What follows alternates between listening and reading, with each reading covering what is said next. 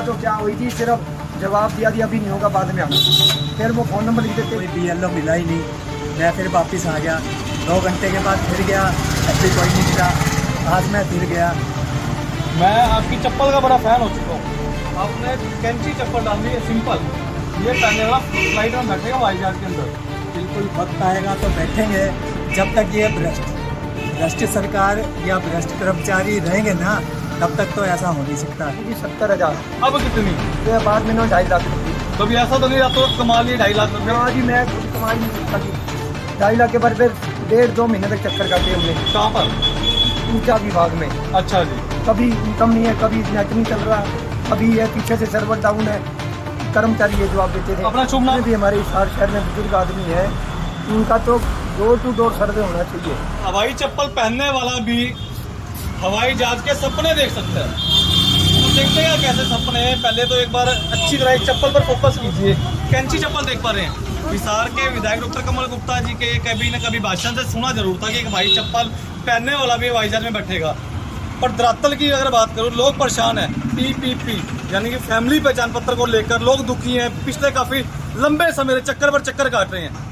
किसी व्यक्ति की सालाना इनकम 70,000 रुपये होती है तो उसकी कर दी जाती है 2.5 लाख रुपए। किसी की 2.5 लाख थी तो कर दी जाती है 7 लाख। किसी की 1,80,000 रुपये अगर थी जो सरकार ने निर्धारित की गई है, उसकी तरफ से भी बढ़ा दी जाती है। अब लोग परेशान है, दुखी है कि कमाता मैं 1,80,000 से कम हूँ सालाना, कर दी 7 लाख, 6 लाख, 5 लाख। कैसे हुई? अधिकारी अपना काम क्यों नहीं करते?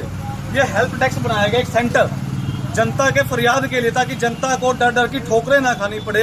एक सेंटर बना दिया गया अपने अपने इलाके के अंदर, जहां पर लोग अपनी फैमिली आईडी को लेकर आ सकते हैं, जिसके बाद अपनी फैमिली आईडी की जो इनकम को बढ़ाया गया था उसे कम किया जा सकता है। पर धरातल पर ऐसा है तो नहीं। ऑपरेटर साहब बैठे तो BLO साहब गायब है, कभी BLO साहब गायब हो जाते तो ऑपरेटर साहब बैठे होते हैं। चक्कर क्या है? लगता है कि अधिकारी सरकार से डरते नहीं है। अब सरकार को अधिकारियों से डरना पड़ेगा। कहा जाता था कि सरकारी कर्मचारी सेवक है जनता का, पर ऐसा है तो नहीं। कहने और सुनने में एक आसान बात लगती है कि सेवक है। सेवक होता तो काम करता। बाबू जी नमस्कार। हाँ जी, मैं तो इतना कहना चाहता हूँ, जितने भी हमारे हिसार शहर में बुजुर्ग आदमी है, उनका तो डोर टू डोर सर्वे होना चाहिए भाई, घर बैठे। अब पहले आपकी इनकम कितनी थी बताओ? इनकम थी 70,000। अब कितनी है? फिर बाद में 2.5 लाख कर दी। कभी ऐसा तो नहीं रहा तो कमा लिए 2.5 लाख रुपये? हाँ जी, मैं खुद कमा ही नहीं सकता जी। 2.5 लाख के बाद फिर 1.5-2 महीने तक चक्कर काटे हमने। कहाँ पर? ऊर्जा विभाग में। अच्छा जी। कभी इनकम नहीं है, कभी नेट नहीं चल रहा, कभी ये पीछे से सर्वर डाउन है। कर्मचारी ये जवाब देते थे। अपना शुभ नाम बताओ जी पहले। वेद प्रकाश। वेद जी एक बात बताओ, जो कर्मचारी वहाँ बैठे होते हैं, आप तो ये सोच के जाते हो कि मेरी सेवा करेंगे, मेरे सेवक है। हाँ जी। सेवा हुई कभी? सेवा तो क्या हुई थी, सिर्फ जवाब दिया अभी नहीं होगा, बाद में आना। फिर वो फ़ोन नंबर लिख देते जी, बिदानी डॉक्टर के पास जाओ, ये रेलवे पुल के पास। बिदानी डॉक्टर के पास गए, उन्होंने फिर 1.5 महीने के बाद सुनवाई करी। अच्छा। तो इतने 3-4 चक्कर हमारे कोर्ट में। साइकिल पे जाता हूँ मैं, ये मैं साइकिल खड़ी है, साइकिल पे जाता हूँ ताकि मेरी बातों का किराया नहीं है। मतलब इनको परेशान नहीं करना चाहिए ज़्यादा। फैमिली पहचान पत्र को लेकर परेशान हो, दुखी हो? हाँ जी भाई, ज़्यादा चक्कर काटने पड़ गए। अब जाके काम हुआ है 3-4 दिन पहले। चक्कर कटे ना काफी? हाँ जी, मैं 2-2.5 महीने में जाके काम हुआ है। तो इतने लंबे टाइम में बुजुर्ग आदमी, बीमार आदमी कितने चक्कर काट सकता है? आपने कभी न कभी चक्कर काटे हैं या किसी को काटते हो देखा तो होगा, और उसी पड़ोसी को? इसलिए फैमिली आईडी को लेकर PPP। हाँ हाँ, फैमिली आईडी को लेकर तो आज भी इस कैंप में कई लोग आए मेरे सामने ही। मैं 27 तारीख को अखबार में पढ़ा था कि कैंप लगेगा PP आईडी को ठीक करने के लिए। जब मैं वहाँ गया तो वहाँ कोई BLO मिला ही नहीं। मैं फिर वापस आ गया, 2 घंटे के बाद फिर गया, ऐसे कोई नहीं मिला। आज मैं फिर गया। मैं आपकी चप्पल का बड़ा फैन हो चुका हूँ। आपने कैंची चप्पल डाल दी है सिंपल, ये पहनने वाला फ्लाइट में बैठेगा हवाई जहाज के अंदर। बिल्कुल वक्त आएगा तो बैठेंगे। जब तक ये भ्रष्ट सरकार या भ्रष्ट कर्मचारी रहेंगे ना, तब तक तो ऐसा हो नहीं सकता।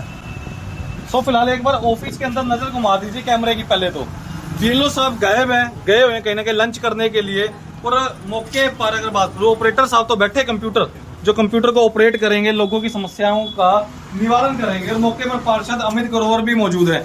कर लेता हूँ बातचीत, इनकी क्या विचारधारा है इन चीजों को लेकर। लोग पिछले काफी लंबे समय से परेशान है, दुखी है, फैमिली आईडी को लेकर चक्कर पर चक्कर काट रहे हैं। और कंफ्यूज भी हो चुके हैं कि इतना कमाया तो कमाया कैसे। अब कहीं ना कहीं ईडी का भी डर सताने लग गया लोगों को कि 5 लाख से ऊपर की इनकम कर दी, 1,80,000 हमारी हुआ नहीं करती थी। तो अब कहीं ना कहीं खतरा आ चुका है लोगों के मन में, सवाल आ चुके हैं कि भैया कभी ईडी दस्तक ना दे दे, इनकम टैक्स ना आ जाए। लोग परेशान है, अधिकारी काम नहीं कर रहे, अपना अधिकारी लगता है कहीं ना कहीं मस्तखोर हो चुके हैं। सो पार्षद साहब का क्या कुछ कहना है, करते हैं बातचीत।